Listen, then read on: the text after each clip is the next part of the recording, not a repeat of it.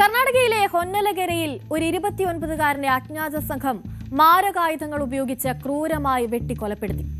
എന്താണ് ആക്രമണത്തിന് പിന്നിലെ കാരണമെന്നോ ആരാണ് ആക്രമണത്തിന് പിന്നിലെന്നോ ഇപ്പോഴും വ്യക്തമല്ല.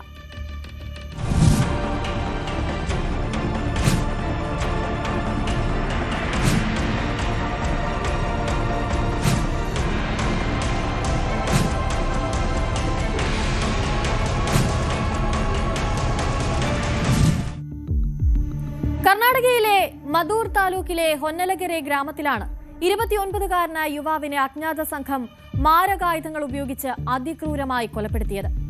29കാരനായ സുനിലാണ് കൊല്ലപ്പെട്ടത്. ഞായറാഴ്ച രാത്രിയിൽ മദ്യപിച്ച ശേഷം 3 സുഹൃത്തുക്കളോടൊപ്പം മോട്ടോർ സൈക്കിളിൽ പോവുകയായിരുന്നു സുനിൽ.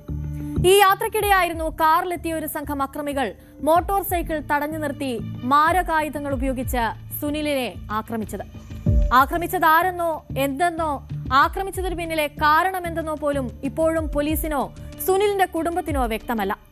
ആക്രമണത്തിൽ മാരകമായി പരിക്കേറ്റ സുനിലിനെ ആശുപത്രിയിൽ എത്തിച്ചെങ്കിലും വഴിമധ്യേ അദ്ദേഹം മരിക്കുകയായിരുന്നു. സുനിലിനൊപ്പം ബൈക്കിലുണ്ടായിരുന്ന രതീഷ്, സിദ്ധരാജു എന്നീ 2 സുഹൃത്തുക്കളെ അക്രമി സംഘം ഒരു തരത്തിലും ലക്ഷ്യം വെച്ചിരുന്നില്ല എന്നതാണ് സംഭവത്തിൽ സംശയം വർദ്ധിപ്പിക്കുന്ന മറ്റൊരു കാര്യം. ഇത് സുനിലിനെ മാത്രം ലക്ഷ്യം വെച്ചുള്ള ഒരു ആക്രമണമായിരിക്കാനാണ് സാധ്യത കൂടുതൽ. ಅವನು ಶ್ರೀಕಂಠ ಮಗನಂತೆ ಕಣಪ್ಪ. ನಮ್ಮ ನಾದಿನಿ ಮಗನ ಕೊಲೆ ಮಾಡ್ಬಿಟ್ಟಾನೆ ಕಣಪ್ಪ. ಕತ್ನೆ ಕೂದ್ಬಿಟ್ಟಾನೆ. ಅವನ ಮನಾಳಾಗ 6 ತಿಂಗಳು ನೆಡ್ತಿ ಪ್ರೆಗ್ನೆಂಟ್ ಕಣಪ್ಪ. ಅವನಂತ ಜೀವ ಸಹಿತ ಮಾಡಬೇಡ್ದು ಕಣಪ್ಪ. ಅವನು ಮತ್ತು ರಿಪೋರ್ಟ್ ಇಸ್ಕೊಬರಕ್ ಹೋಗಿದ್ನ. ರಿಪೋರ್ಟ್ ಇಸ್ಕೊಬತ್ತಾರ ಅನ್ನೋದೇನೋ ಬಾರ್ಗೆ ಹೋಗಿದ್ರಂತ. ಬಾರಲ್ಲಿ ಏನೋ ಗಲಾಟೆ ಮಾಡ್ಕೊಂಡು ಬರ್ಬೇಕಾದ್ರೆ ರೋಡಲ್ಲಿ ಅಡ್ಡ ಹಾಕೊಂಡು ಕತ್ನೆ ಕೂದ್ಬಿಟ್ಟಾರೆ ಕಣಪ್ಪ.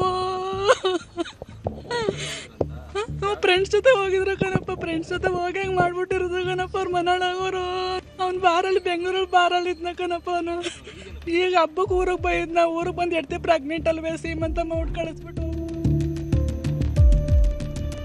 സംഭവത്തെ തുടർന്ന് മാണ്ഡ്യ പോലീസ് സൂപ്രണ്ട് ഡോക്ടർ വി.ജെ. ശോഭാറാണിയും മറ്റു മുതിർന്ന പോലീസ് ഉദ്യോഗസ്ഥരും കുറ്റകൃത്യം നടന്ന സ്ഥലത്തെത്തി കാര്യങ്ങൾ വിലയിരുത്തിയിട്ടുണ്ട്. മധൂർ പോലീസ് സ്റ്റേഷനിൽ ബന്ധപ്പെട്ട വകുപ്പുകൾ പ്രകാരം കേസും രജിസ്റ്റർ ചെയ്തിട്ടുണ്ട്. കൊലപാതക ശേഷം ഒളിവിൽ പോയ പ്രതികളെ കണ്ടെത്താനുള്ള അന്വേഷണവും ഇപ്പോൾ പുരോഗമിക്കുകയാണ്. കൊലപാതകത്തിന് പിന്നിലെ കാരണം കണ്ടെത്തുക എന്നതാണ് അന്വേഷണ സംഘത്തിന്റെ ആദ്യ ലക്ഷ്യം. സുനിലിന് ഏതെങ്കിലും തരത്തിൽ ശത്രുക്കൾ ഉണ്ടായിരുന്നുവെന്നും ആരെങ്കിലുമായി പണമിടപാടോ മറ്റോ നടന്നിരുന്നു എന്നതടക്കം പോലീസ് ഇപ്പോൾ അന്വേഷിക്കുന്നുണ്ട്. ഒപ്പം പ്രതികളെ കണ്ടെത്താനുള്ള നീക്കവും പുരോഗമിക്കുകയാണ്.